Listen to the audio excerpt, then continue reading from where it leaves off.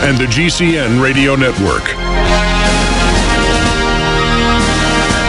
You know, I had a great private conversation with Ron Paul yesterday, a lengthy one, and he's just doing a lot of great, exciting things. It was a private conversation, but down the road, I'm sure folks will hear.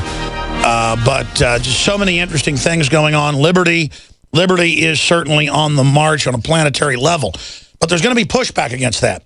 You know, today we pay our tax money, the private run-for-profit Federal Reserve's collection agency, the IRS, that wasn't set up till 1913.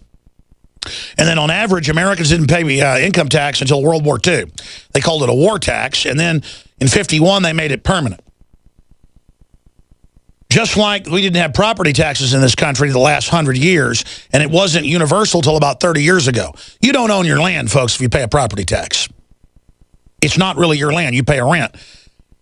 Clive Bundy and 7 generations of his family since the 1870s have the surface foraging water rights. And for those that don't know, this is universal across Europe, England, and the U.S. It's common law, certified by state and federal law, that if you were the first in a territory or area and you use the water and the range, you have the claim on the land. Now, they've used ignorance to distract the public and say Bundy's not paying his taxes, he's lazy. If you're an illegal coming and having an anchor baby, or you're a corporation getting corporate welfare like Solyndra, that's fine.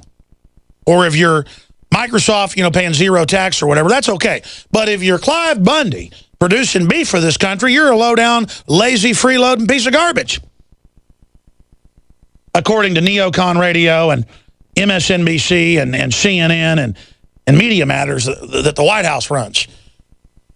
And then they went further. We, last week, got the BLM documents from the Google cache. They'd taken them off the BLM site where they said Clive Bundy is a recharge zone area set aside where we're going to use this area for the solar panels next door. We got to use him for the power lines, and we've got to use him as a set-aside under international UNESCO rules where you can't use the property. That's how they do it. They have a, quote, carbon sink, as they call it. That's the global treaty. That if they're going to use this, well, your land can't be used.